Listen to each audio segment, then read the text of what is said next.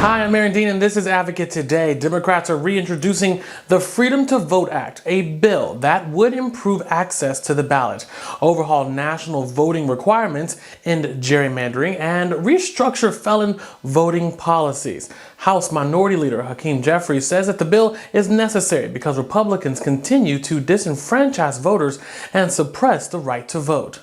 Indeed, I think that right-wing conservatives, in many ways, particularly facing electoral loss after electoral loss after electoral loss in the last several cycles, and indeed in many of the last several presidential elections, have perhaps taken the position that if we as right-wing conservatives can no longer win elections democratically, we're not going to abandon right-wing conservatism. We're going to abandon democracy. The bill was first introduced in 2021. It will also tackle campaign finance reform, eliminating the influence of secret money. The Illinois Supreme Court says that the state's ban on cash bail systems is constitutional. It's a huge win for prison and bail reform, which disproportionately targets poorer communities. The SAFE-T Act eliminates the requirements for individuals to post bail to be released before trial. State and local leaders say that the decision will build equity for those who have been disenfranchised by the system. And I want to assure the people here in Cook County that we are in fact ready, that the Cook County State's Attorney's Office stands prepared to ensure that our communities are safe, just, and equitable.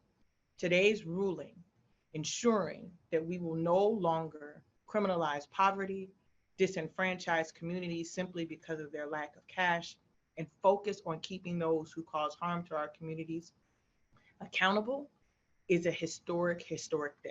This is an historic civil rights victory that has become our state's version of Obamacare, a repeatedly disgusting fight by right-wingers who don't care about people's safety and play dirty politics with people's lives.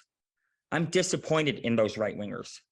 The only purge that happened was the waste of taxpayer dollars and time. Their attacks caused undue pain for those working-class families with loved ones locked up due to being poor. This is about safety over wealth. This is about community over isolation. This is about hope over fear. This is about making history. And in Illinois, as you can see here, we had leaders who didn't run away from their shadows, but stood strong, arm in arm, with an organized movement that is making change. The new law will go into effect on September 18th. Illinois is now the first state to do away with cash bail payments. Democrats say Republicans are placing what they call extremist amendments into the defense appropriations bill. The bill passed by the House provides pay raises for service members, but blocks abortion coverage, diversity initiatives at the Pentagon, and transgender care. All but 4 Democrats voted against it, including California Congresswoman Katie Porter, who used a whiteboard and Jeopardy to make her point against it. She spoke with the Advocate Channel's Stephen Walker about how she is speaking up for LGBTQ+ Americans. Could you briefly explain to us what an appropriations bill is and how Congress decides what is or isn't in it?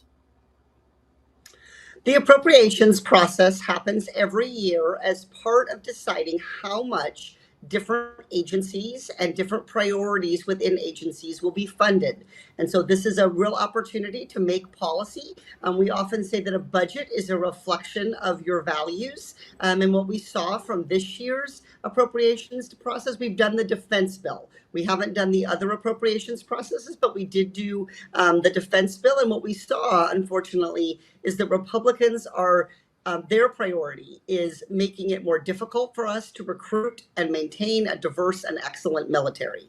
Yeah, and your use of the whiteboard was an excellent display during the congressional hearing on defense spending. What made this year's defense appropriations bill unique from previous years? Well, I think every year there tends to be a hearing about waste, fraud, and abuse in the defense budget because there's a lot of it. But despite there being a hearing, every year on this. Nobody actually pays attention, and very few members are willing to solve the problem. Most members take money from corporate PACs. Most members take money from defense lobbyists. And so they're not willing to stand up to those people. So this year I did, in the hearing, I did something called Jeopardy DOD. And it was just like Jeopardy, where the categories here were waste, missing guardrails, and enablers of this waste. And so we were able to expose in real time, using the witnesses, who are all professionals who are dedicated to trying to prevent waste, fraud, and abuse, to try to engage the American public more in understanding that nobody benefits, including our people who serve in the military, our men and women and others on the front lines. Nobody benefits from having this kind of waste, fraud, and abuse. Can you tell us more about the extremist amendments Republicans passed as part of the bill and how they target the queer community? Absolutely. So we saw them target directly gender affirming care. They put a ban on using any healthcare funds for members who are serving in the military to receive gender affirming care. They also prohibited abortion care for people who need to travel through 2 states where abortion is currently still legal and available. And then they also targeted diversity, equity, and inclusion efforts in the military. So these 3 things combined are clearly an effort to turn gender identity, sexual orientation, and other similar factors into kind of these are polarizing issues that they're putting into something that we all should share as a value, which is wanting our country to be safe. Yeah, and I understand that 4 Democrats joined the Republican bloc in voting yes for these amendments. Is that why the Republicans were able to pass them?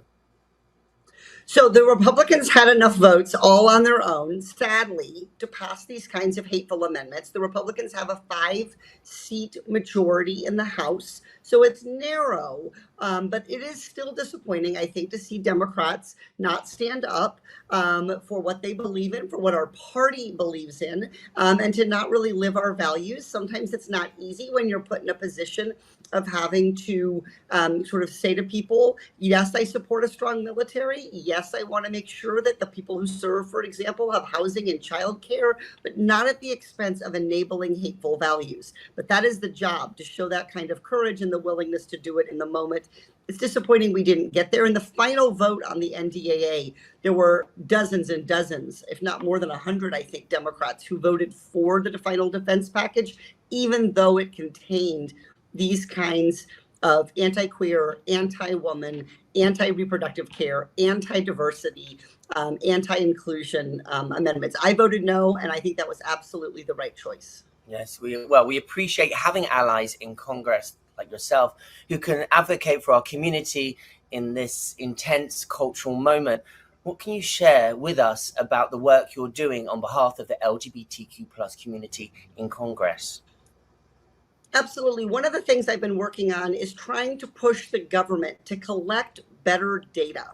Not just sort of the old traditional man-woman, right? Because that's not the world that we've ever lived in. We've always had people with different gender identities. And so trying to collect better data, we know that the kinds of discrimination and the kinds of risks, for example, that perhaps someone who is a lesbian identifies as a woman will be different, for example, than somebody who may be a member of the trans community, maybe a trans woman. And so we're trying to push the government across all of its agencies to collect in a thoughtful and respectful way appropriate data so that we can do the planning we need. This is a huge issue with regard to healthcare, where we can't do the planning that we need to make sure that we have appropriate care if we don't know who we're actually serving. So that's one thing that I've been working on that I think is, it doesn't sound sexy when you say data, but it's what drives then the funding choices. So when you can show the size of a community, then you can show that it's being underserved because of historical discrimination and an unwillingness to sort of see that community, to celebrate that community, and to serve that community. Well, thank you so much for your insight, Representative Porter, and thank you for your time. Good luck, and we appreciate all the good work you're doing. Thank you.